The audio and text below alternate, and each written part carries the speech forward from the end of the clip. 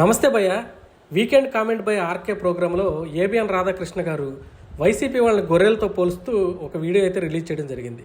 దీనికి ప్రతిస్పందనగా వైసీపీ వాళ్ళు రాష్ట్ర వ్యాప్తంగా ఉన్నటువంటి ఏబిఎన్ ఆఫీసుల మీద దాడి చేయడం కూడా జరిగింది. మరి మీ ఉద్దేశంలో ఏబిఎన్ ఆర్కే గారు వైసీపీ వాళ్ళని గొర్రెలతో పోల్చడాన్ని ఏ విధంగా చూస్తారు? వైసీపీ వాళ్ళ గురించి మీ యొక్క అభిప్రాయం ఏంటి? ఆయన చేసినటువంటి కామెంట్ సరైనది అనుకుంటున్నారా, లేదంటే అటువంటి కామెంట్ చేయడం తప్పని మీరు భావిస్తున్నారా? సో దీని మీద మీ అభిప్రాయం ఏంటి? నమస్తే అన్న.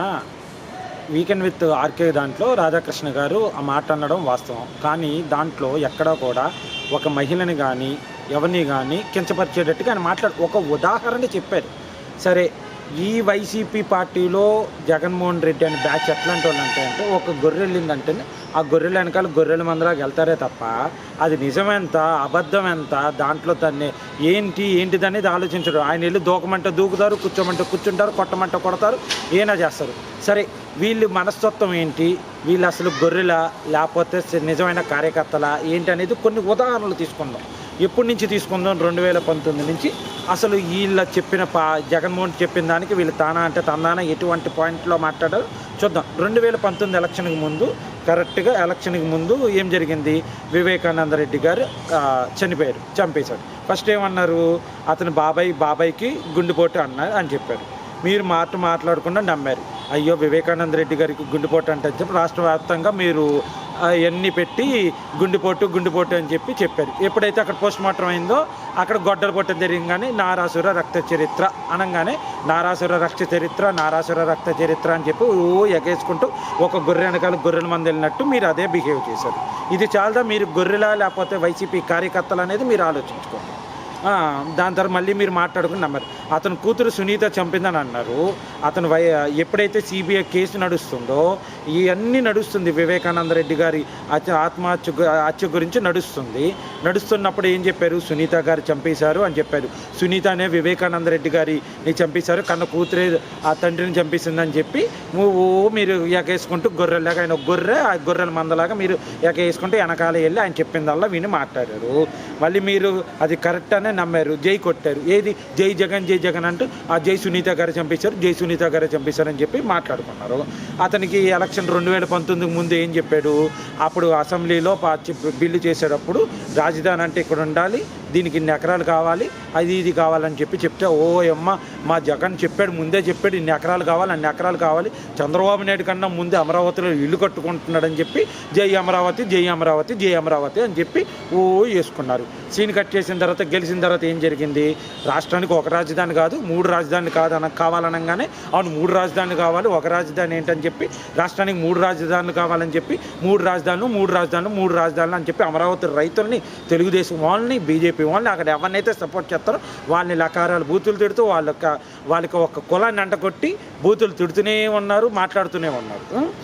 దాని తర్వాత మీరు అతను కొన్నాళ్ళు మళ్ళీ మీరు ఏం మాట్లాడారు? జై 3 రాజధానులు. అతను ఆ 3 రాజధానులు కాదు, విశాఖపట్నమే రాజధాని అనగానే ఇదిగో విశాఖపట్నం రాజధాని అని అన్నారు. ఓకే, అక్కడ అయిపోయింది.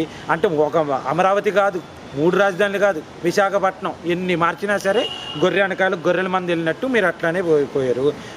దాని తర్వాత ఇప్పుడు 2024 ఎలక్షన్లు అయిన తర్వాత చంద్రబాబు నాయుడు గారు భారీ మెజార్టీతో గెలిచారు. ఆయన ఏమన్నారు? ఈవీఎం మ్యానిపులేటింగ్ అని చెప్పాడు. ఈవీఎం మ్యానిపులేటింగ్ అనగానే ఇదిగో ఇదంతా ఈవీఎం మ్యానిపులేటింగ్ అని చెప్పి ఆయన ఏది చెప్తే అది తానా అంటే తందానా ఆయన గొర్రెల మందులాగా ఎగేసుకుంటూ వెళ్ళారు. ఇప్పుడు ఏం జరిగింది? ఇప్పుడు విశాఖపట్నం కాదు, 3 రాజధానులు కాదు, అమరావతి కాదు, మావిగన్ అంటే మచిలీపట్నం, విజయవాడ, గుంటూరు అన్నారు. ఇప్పుడు ఏమైంది? అదొక ట్రెండ్ సెట్టరు, అది చాలా ఒక విజన్ ఉన్న నాయకుడు. మావిగన్ అసలు ఇదొకటి, అబ్బో ఇదోటి అదోటి, ఎంత లేనన్నాడు, అంత అన్నాడు, ఇంత అన్నాడు అన్నట్టు ఒకడు విజయవాడలో ప్రెస్ మీట్ పెట్టి, ఒకడు మచిలీపట్నంలో ప్రెస్ మీట్ పెట్టి, ఒకడు గుంటూరులో ప్రెస్ మీట్లు పెట్టి యూట్యూబ్లో రుద్ది మావిగన్. అసలు మావిగన్ అనేది సిఆర్డీఏ దాంట్లో మచిలీపట్నం నుంచి గుంటూరు దాకా ఉంది. ఆ బుర్ర లేదు కూడా లేదు. ఆయన మావిగన్ అనగానే మీరు ఎగేసుకుంటూ వెళ్ళిపోతున్నారు. మావిగన్ ఒక ఉదాహరణ చెప్తాను. మీ మావిగన్ ఎట్లా తయారైందంటే, నేను మా నాన్నగారిని హాస్పిటల్ చూపించడానికి మణిపాల్ హాస్పిటల్కి వెళ్ళా. శనివారం నాడు ఉదయం 11 గంటలకి ఒకడు వచ్చాడు. పాపం ఆయన ఎవరో కూడా నాకు తెలియదు. ఆయనకు ఒక ఫోన్ వచ్చింది. ఏడున్నావురా అంటే మావిగన్లో ఉన్నాను అన్నాడు.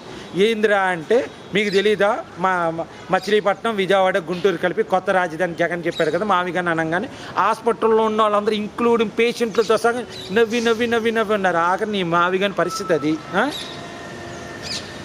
దాని తర్వాత ఇప్పుడు ఆస్తి కోసం అదేదో మీ నాన్నగారు రేయనక పగలనక ఎండనక వానక కష్టపడి సంపాదించిన ఆస్తి కోసం షర్మిల గారు వేశారంటే షర్మిల గారు అమ్ముడిపోయారు, షర్మిల గారు అది చేశారు, షర్మిల గారు ఇది చేశారని చెప్పి ఆఖరికి ఒక అన్న అంటే ఒక ఆడామని అనరాని మాటలన్నీ చెప్పి అమ్మ నా బూతులు తిట్టారు. షర్మిల అమ్ముడిపోయింది.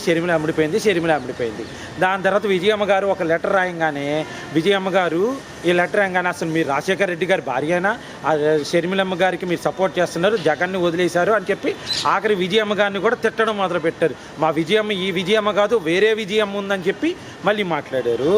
ఎన్నికలు దాని తర్వాత మీరు ఒక్క విషయం మీద బొర్రు పెట్టిన మీరు ఎన్నిసార్లు ఒక బ్లైండ్గా అంటే జగన్మోహన్ రెడ్డి గారు బ్లైండ్గా విషయం చెప్పారంటే అది ఎగేసుకొని వెళ్ళడమే తప్ప అది ఏంటి మంచా చెడ బుర్ర పెట్టి ఆలోచన ఏది ఉండదు. ఆయన దూకమంటే దూకుతారు. ఆయన రేపు వెళ్ళి మూసీ నదిలో దూకంటారా? ఇప్పుడు హైదరాబాదు ఏబిఎన్ ఆఫీస్ మీద దాడి చేయడానికి వెళ్ళారు. లేదురా హైదరాబాద్లో ఉన్న మూసీ నదిలో దూకండ్రా అంటే ఆయన ఎందుకు దూకమన్నాడు ఏంటి అనేది ఆలోచన లేకుండా దూకేయడమే. అతను తానా అంటే తందానా అంటారు, మీరు తందానా అనాలి. అతను పల్లవి మొదలు పెడితే మీరు కరోనా అందుకోవాలి. ఆయన రాగం మొదలు పెడితే మీరు తానం మొదలు పెట్టాలి. మీకంటే ఒక అభిప్రాయం ఉండడానికి వీలు లేదు. సపోజ్ ఆయన దగ్గర ఎట్లా ఉండిద్దంటే వాళ్ళు చెప్పిన దానికి పాటించకపోతే ఉదాహరణకి ప్రకాశం జిల్లా సుబ్బారావు గుప్తా అని ఒక ఆయన ఉండేవాడండి. ఆయన ఏదో జగన్మోహన్ చెప్పిన దానికి విభేదించాడని చెప్పి అప్పుడు వాళ్ళు అధికారంలో ఉన్నారు కదా, ఆ సెల్ ఫోన్ సిగ్నల్స్ ట్రాక్ చేసి గుంటూరులో ఒక లాడ్జ్లో ఉన్నాడని చెప్పి అన్ని కొట్టారు. అది బాగా ఆ కమ్యూనిటీ బాగా యాంటీగా వచ్చేగానే తెల్లారాని తీసుకెళ్ళి జగన్మోహన్ రెడ్డి పుట్టినరోజు సందర్భంగా కేక్ కటింగ్ దగ్గర తీసుకెళ్ళి ఆయన కూర్చోబెట్టారు. సో ఏంటంటే మిమ్మల్ని ప్రశ్నే మీరు జగన్మోహన్ రెడ్డి దాన్ని చెప్పిన దానికి తందానా అంటే ఎవరైనా మీ కార్యకర్త ఏదైనా ఎదురు ప్రశ్నిస్తే కూడా అన్ని కొట్టేస్తారు. మీకు బుర్ర ఉండడానికి వీలు లేదు. వైసీపీ పార్టీలో ఏమైనా కొన్ని ముఖ్యమైన ఇవి ఉండాలండి. ఆ పార్టీలో కార్యకర్తలు అన్నా లీడర్ అవ్వాలన్నా కొన్ని ఉండాలి. ఏముండాలంటే బుర్ర ఉండకూడదు, అంటే అతనికి ఆలోచన విధానం ఉండకూడదు, ఒక గొర్రెల్లాగా పని చేసుకుంటూ పోవాలి. బుద్ధి ఉండకూడదు, జ్ఞానం ఉండకూడదు. మీకు సంస్కారం ఉండడానికి, ఎందుకంటే బుద్ధి జ్ఞానం ఉన్నాడు బూతులు తిడితే అని సంస్కారం లేనట్టే కదా.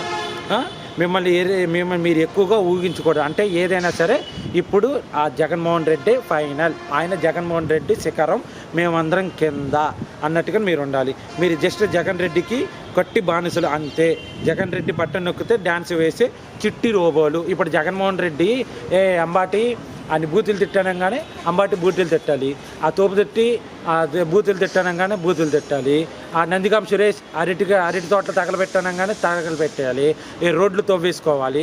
అంటే ఇప్పుడు మన ఇంట్లో బ్యాటరీలు వస్తే రోబోలు ఈ కార్లు తిరుగుతాయి కదా, బ్యాటరీ కార్లు, ఇవన్నీ ఏంటంటే జగన్మోహన్ రెడ్డి ఆపరేట్ చేస్తే ఎట్లయితే మనం ఆపరేట్ చేస్తే ఎట్లా తిరుగుతాయో, జగన్ రెడ్డి అనేవాడు బెంగళూరులోనో తాడేపల్లిలో కూర్చుని ఆపరేట్ చేస్తే ఎట్లా తిరుగుతాయో మీరు కూడా మీ ఆలోచన ఉండదు, ఏముండదు.